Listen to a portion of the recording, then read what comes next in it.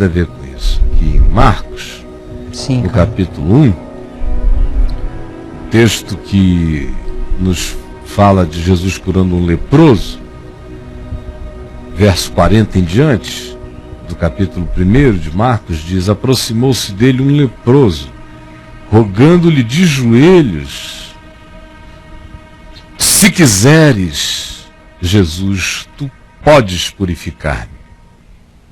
Rogava ele de joelhos. Jesus, profundamente compadecido, estendeu a mão e tocou e disse: quero, claro que eu quero que tu fiques limpo. Fica limpo.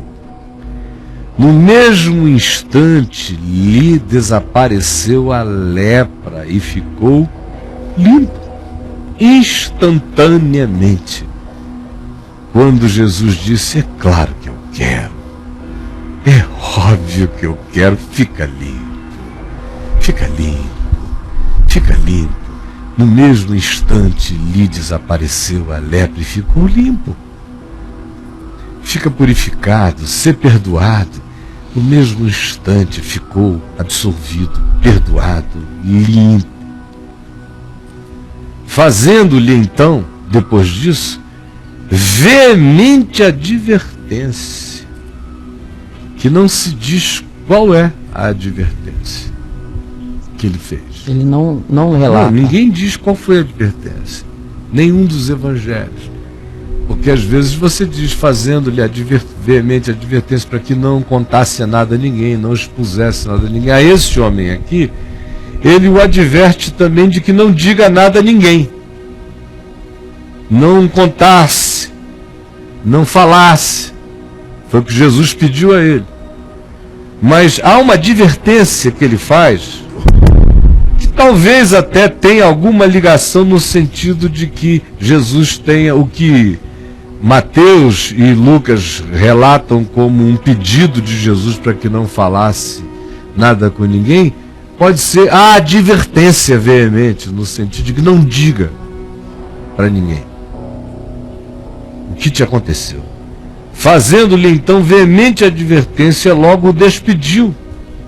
E lhe disse: olha, não digas nada a ninguém, mas vai, mostra-te ao sacerdote, oferece pela tua purificação o que Moisés determinou para servir de testemunho ao povo. Vai lá, no templo, limpo, e faz o que Moisés disse que todo aquele leproso que quisesse buscar de Deus cura e purificação deveria fazer, só que os leprosos faziam como um rito e nenhum deles ficava curado. Esse aqui é primeiro curado, aí o rito vira só um testemunho de algo que aconteceu.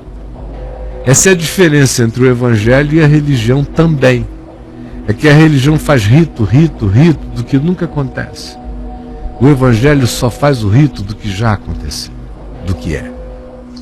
Já está limpo, curado. Vai lá só para dar um testemunho público. Não é o testemunho público para que isso aconteça. Isso acontece, por isso eu testemunho. Eu criei, por isso é que eu falei. Aconteceu em mim, por isso eu conto. Então, aqui se diz: mas tendo ele saído, entrou a propalar muitas coisas e a divulgar a notícia, ao ponto de não mais poder Jesus entrar publicamente em qualquer cidade, mas permanecia fora, em lugares ermos, e de toda parte vinham ter com ele. Essa advertência de Jesus e a recomendação insistente dele em relação a esse homem, quanto ao fato de que não divulgasse, não massificasse a graça, porque Jesus não precisava de industrialização testemunheira de nenhuma natureza, e nem tampouco queria suscitar o espírito pagão daqueles que passam a desejar o encontro com Deus por causa de coisas e não por causa de Deus, por causa de conquistas e não por causa da verdade e da alegria, da experiência de Deus na vida, em razão da verdade. Então, ele que estava sempre lutando contra isso também, faz essa advertência aqui e pede nos 3 outros textos correlatos a mesma coisa. Aí o sujeito vai, é praticamente impossível que alguém que foi invadido pela graça de Deus poderosamente nos seus encontros humanos diversos não resplandeça essa glória. Estando apaixonado, não fique falando no assunto. Claro que fica. A boca fala do que está cheio o coração. E toda paixão faz a gente virar pessoa de um assunto extremamente focado numa direção, enquanto a paixão dura. E o amor, quando é perene, ele não é extravagante como a paixão, que não tem hora para falar da doença que lhe tomou o coração, mas o amor sabe a hora certa de semear as coisas dele mesmo nos ambientes onde ele chega. Ele sabe se sinalizar, ele sabe indicar os seus rumos e caminhos. Pois bem, então Jesus não queria incentivar nenhum tipo de massificação desse tipo, dessa ordem, dessa natureza, porque ele não fica presente na massificação. Não é uma coisa interessante? Ele visita as massas, mas ele não escolhe as massas para ser o ambiente da existência dele. Não existe o menor populismo em Jesus. Isso. Nenhum. Populismo zero. Nada de populismo. Nada de alimentação de qualquer que seja o elemento massificante. Verdade. Então, ele diz para os que poderiam ser os massificadores, não massifiquem. Não massifiquem. Porque o que vai acontecer é que eu não me entrego às massas. Eu vou escolher a hora de falar. E a hora que eu quiser, quem vier, veio. Mas eu não ficarei refém nem sequestrado. Sim, cara. E aqui o texto que a gente lê diz que por causa da divulgação, não só desse indivíduo, mas de tanta gente que não se segurava, Jesus chegava ao ponto de curar o mudo e dizer: não digas nada a ninguém. Aí era pedir demais também, né? O cara era mudo. A primeira coisa que ele ia fazer era contar. Era dizer: oi, pronto, acabou o segredo. É uma coisa de curar o cego e falar: fecha o olho. Não conta nada pra ninguém. Então, mas era o nível do absurdo da descrição de Deus em Cristo. O absurdo da descrição de Deus em Cristo. Deus é discreto. Deus é manso e humilde de coração. Jesus é Deus. Quem quer saber como Deus é, veja o modo de Jesus agir. Quem quiser saber se Deus adora multidões, veja como Jesus trata a multidão. Ele visita, ele não fica. Sim. Ele só fica na individuação, no particular, na solitude. Aqueles que buscam presença de Deus na multidões visitam eventos que eventualmente podem até ter esporadicamente aqui e ali uma passagem de Jesus. Mas quem quer a experiência da presença de Jesus não se alimenta de multidões, aprende o caminho da solitude, do lugar distante, do erro, da porta fechada, porque assim como é Jesus, assim é o Pai. Foi o que Jesus ensinou. Por causa da divulgação da notícia, Jesus já não mais podia entrar publicamente em qualquer cidade, em qualquer lugar. Por isso permanecia fora, em lugares ermos. E quem queria, ia ter com ele. Quem queria, ia ter com Ele. Eu já fiz muito ajuntamento em nome de Jesus na minha vida. Milhares de ajuntamentos. Com 30 anos fazendo ajuntamentos. Todos os anos eram milhões de pessoas, literalmente, que afluíam aos estádios, às praças, aos lugares públicos no Brasil e no mundo inteiro. Imensos ajuntamentos humanos. Nos lugares mais diferentes e diversos deste país todo. E em tantos outros lugares diferentes no mundo, pregando a palavra. Mas eu nunca tive a ilusão de que aquelas pessoas que aos milhões durante um ano vinham ouvir, só teriam algum tipo de benefício se aquilo se transformasse em algo pessoal, particular, íntimo, se elas passassem a ir com as próprias pernas ter com Jesus, se elas aprendessem o caminho da solitude, se elas aprendessem o caminho da oração quieta, se elas aprendessem o caminho da reflexão, da meditação, se elas aprendessem o caminho da prática sigilosa do bem na vida do próximo e de muita gente, sem nenhuma divulgação, muitas vezes, na maioria delas, se possível em todas elas, fazendo o bem como o Pai que está nos céus faz, sem que o indivíduo sequer note. Ele acorda e está tudo orvalhado, ele nem percebe. Ele acorda e o sol nasceu e ele nem agradece. Ele acorda e os organismos, bilhões de organismos terráqueos estão em processo de todos os tipos, os trilhões, os quatrilhões de organismos terráqueos, alguns em fotossíntese, outros em processo de alimentação, em transformação de energia em vida, alguns explodindo em flor, outros em cor, outros em fruto, outros em folha, outros em carne, de todos os tipos. Meu Deus, que variedade! E ninguém fica sabendo, nenhuma nuvem é puxada de avião dizendo vejam as nuvens, nenhuma promoção, nenhuma divulgação, nenhum trovão estronda a voz de Deus dizendo assim faço eu por vós. Nenhum relâmpago estala um grito que diga não se esqueça de mim. Não. O Pai é como Jesus, discreto.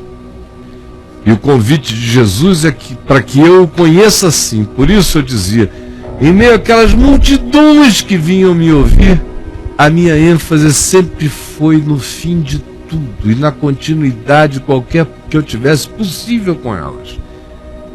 Se vocês não buscarem conhecer a Deus indo agora, da oportunidade que foi facultada aqui, pela vontade de anunciar a palavra, se isto que foi feito aqui na vida de vocês não for seguido de uma vontade pessoal de cada um,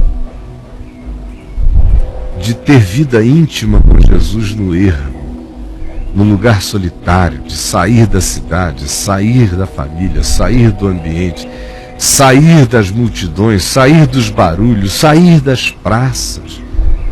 Eu não estou falando de sair geograficamente, é sair mentalmente. É sair não numa geografia lugarizada, é sair num movimento não lugarizado, na existencialidade, no coração, no interior. Enquanto se vai, o processo tem que ser esse outro, na mente, sempre. Eu vou andando ao encontro dele. Tudo que eu faço nele. Eu acordo nele, eu durmo nele. Eu trabalho nele. Eu me referencio em tudo que faço pelo significado dele na minha vida. Eu vejo TV, eu escolho o que eu vou ver, eu escolho O tempo todo. Eu não estou aqui simplesmente à mercê de ninguém. Eu faço escolhas. As minhas escolhas têm a ver com, neste tempo da vida, nesta fase da vida, nessas condições da vida, o que eu posso fazer de bom com o meu tempo, sem ser contra mim, neste momento atual da minha vida. Como eu posso viver a realidade de Deus crescentemente em mim e a partir de mim, como é que ela pode se espalhar para abençoar vidas de outros enquanto eu esteja existindo nesse corpo de morte debaixo do sol.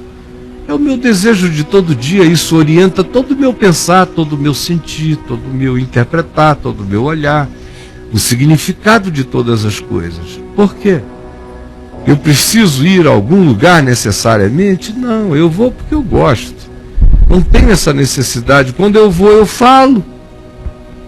Então não é nem porque eu vá para ouvir, não é nem porque eu vá para falar, porque eu também não preciso desse canal falante. Não, é porque eu gosto. São escolhas alegres, felizes, e que não são emuladas por ninguém em mim. São escolhas da minha maturidade, desde que eu o conheci, que eu decidi que eu não era um menino. Nele eu iria viver para ser um homem. E uma vez alcançado por aquela graça, eu queria andar na direção dele, porque ele me chamou para andar na direção dele. Vem e segue-me, onde ele estiver, lá que eu quero estar. E um dos movimentos que eu sei que eu tenho que fazer é esse, de encontrar com ele na quietude, num lugar ermo. Outro movimento de percepção que eu tenho que ter, que é fundamental para mim, é saber que assim como ele é, assim é o Pai. Porque ele diz que assim como o Pai era, assim ele era. Ele diz: quem me vê a mim, vê o Pai. Como dizes tu, mostra-nos o Pai. Não creis que eu estou no Pai, que o Pai está em mim? As palavras que eu vos digo, não as digo por mim mesmo, mas o Pai que permanece em mim faz as suas obras. Crede-me que eu estou no Pai, que o Pai está em mim. Crede-me ao menos por causa das mesmas obras. Por isso, meu seminário é Jesus, minha teologia é Cristo, meu saber de Deus é o Evangelho, minha possibilidade de entendimento de Deus está expressa em Cristo. Eu não tenho que buscar a Deus nas estrelas, eu não tenho que buscar a Deus para além das estrelas, eu não tenho que buscar a Deus no bóson de Higgs, eu não tenho que buscar a Deus em nenhum tipo de elemento primal, eu não tenho que buscar a Deus e me angustiar por Deus, tentando entender os caminhos de Deus nas dinâmicas das ondas do mar. Eu sei Deus em Cristo. Sei que ele é discreto, embora todo poderoso. Sei que ele não gosta de aparecer, embora todas as coisas emanem dele. Sei que ele se solidariza com o que não é, o que não tem e com o que não pode.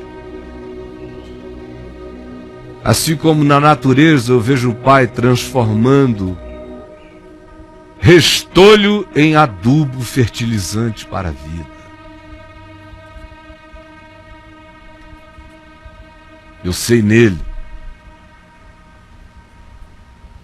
que a bondade de Deus se renova em favor de todos nós, assim como a natureza expressa o renovo de Deus depois de cada tempestade. Para cada folha varrida na tempestade, há folhas novas que brotam, e de todo pau velho que cai, ou ele aduba o chão para que dezenas de outros brotem, ou ele mesmo aduba o que dele procede como renovo de vida o tempo. A mesma graça está presente, a mesma renovação de vida. Vejo nele como os grilhões mais poderosos são partidos pelo poder da sua palavra, assim como eu vejo o Pai, pelo poder do vento, da água, das coisas invisíveis, desestruturar aquilo que aos sentidos da gente parecia irremovível do seu lugar. Nele eu vejo todo acolhimento, assim como eu vejo no Pai, na natureza que revela a sua divindade, os seus atributos, o seu poder e a sua santidade, como as mesmas coisas estão presentes, como tem coisas que queimam, tem coisas que não são queimáveis, como existem coisas que precisam queimar para serem purificadas e revelarem o seu melhor, como há outras que queimam para serem transformadas, recebem um juízo que as coloca numa outra natureza de ser. A gente vê no caminho da água, nas acomodações, nas sementes que nascem em pedras, aonde o cocô do passarinho planta flores, lírios.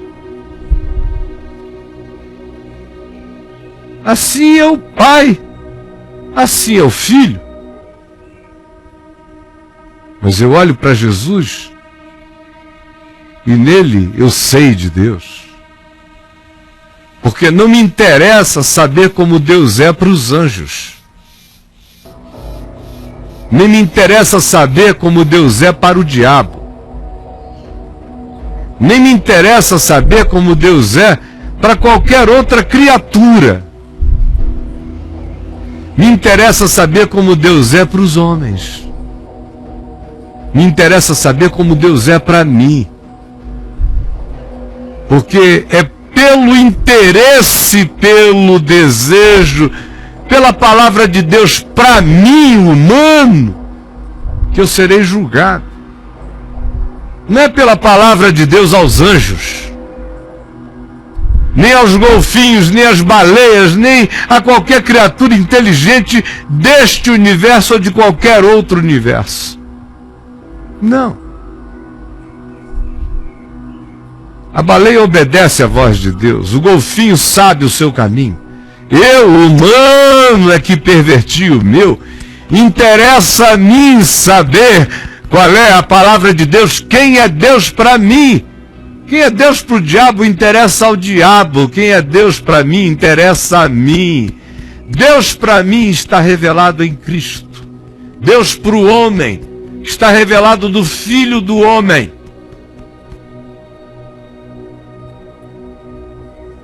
Em Jesus eu sei quem é Deus para mim. É o único Deus possível de eu saber. É o que a maioria de nós não quer saber.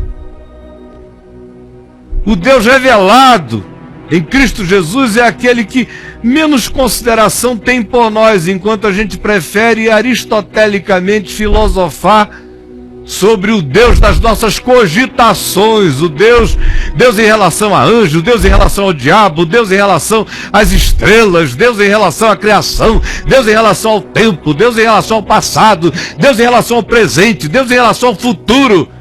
Meu Deus, quanta palhaçada! A gente só não quer ver Deus em relação a mim. Perdoa todo dia, tantas vezes quantas sejam necessárias.